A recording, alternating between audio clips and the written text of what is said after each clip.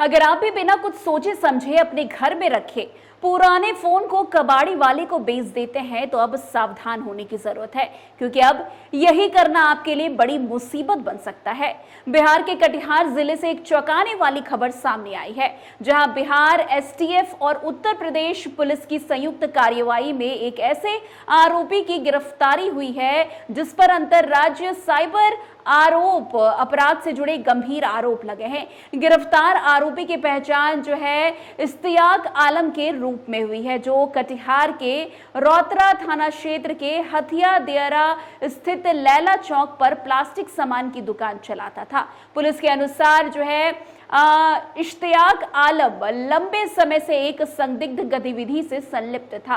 वो इलाके में घूम घूम कर सामान बेचने वाले फेरी वाले से पुराने और खराब मोबाइल फोन खरीदता था। इन मोबाइल फोन को वो अपने पास रखकर उन्हें तोड़ देता था और उसके अंदर मौजूद महत्वपूर्ण हिस्सों खास करके मदरबोर्ड को अलग कर देता था। जांच एजेंसियों का मानना है कि वो इन मदरबोर्ड को आगे बेच देता था, जहां से अंतर्राष्ट्रीय स्तर पर सक्रिय साइबर ठगों की जो है थी।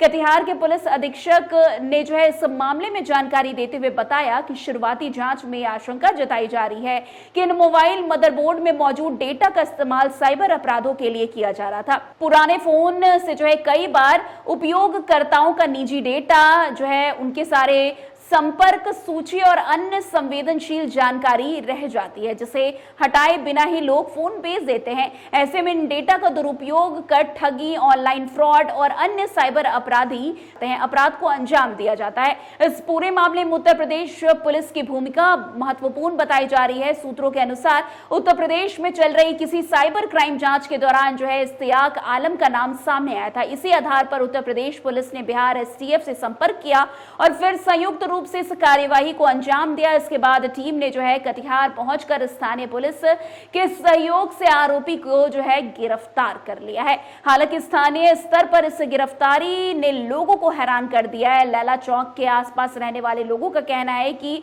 इश्तियाक आलम को वे एक साधारण दुकानदार के रूप में जानते थे, जो प्लास्टिक के सामान बेचने का काम करता था। उनका कहना है कि वे फेरी वाले से भी संपर्क में रहता था और उन्हें सामान सप्लाई करता था, लेकिन उसके बाद इस तरह के किसी अवैध गतिविधि में शामिल होने की उन्हें कोई जानकारी नहीं थी। इसलिए आगे से अगर आप भी जो है बिना किसी कारणवश अपने घर में रखे फोन को कबाड़ी वाले को बेचने का काम करते हैं तो अभी से सावधान हो जाइए, क्योंकि इससे बड़े आपराधिक घटना भी जो है हो सकती है आपके साथ।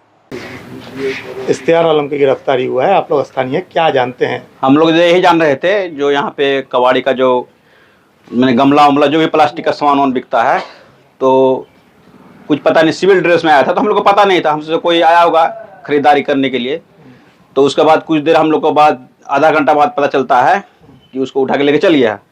तो कौन ले गया वो हम लोग को पता नहीं चला। हम लोग छानबीन किया थाना में तो हमको पता नहीं चला।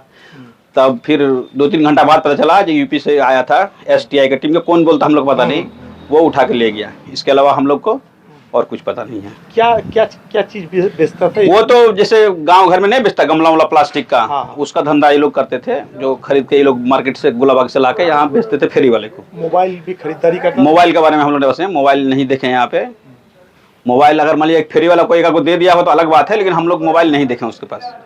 वो गमला उमला प्लास्टिक का जो होता है या अल्मुनियम का, स्टील का, ये सब गिलास उलास, शीशा का, चाय पीने वाला, वो सब गिलास बेचता था। क्या नाम है? मेरा नाम मोहम्मद जावेद, लेला चौक कटिया। एसटीएफ के द्वारा सर कार्रवाई की गई है, एक कबाड़ी दुकानदार को उठा कर ले गया, क्या है सर पूरा मामला? जी, एक सूचना प्राप्त हुई थी कि रौतारा थाना अंतर्गत एक व्यक्ति हैं जिनके द्वारा कि कबाड़ी का दुकान चलाया जाता है और भारी मात्रा में उनके पास मोबाइल्स जो हैं, जो स्क्रैप के मोबाइल्स हैं, उसका मदरबोर्ड जो है उसको निकाल कर आसपास के ज़िलों और जो बाकी जगह है बेचा जाता था और कहीं ना कहीं साइबर क्राइम में इसका उपयोग करने से इनकार नहीं किया जा सकता। इसी क्रम में उनकी गिरफ्तारी हुई है और पूछताछ हेतु उनको जो है पूछताछ उनसे की जा रही है। सर किसने गिरफ्तार किया है सर इसमें?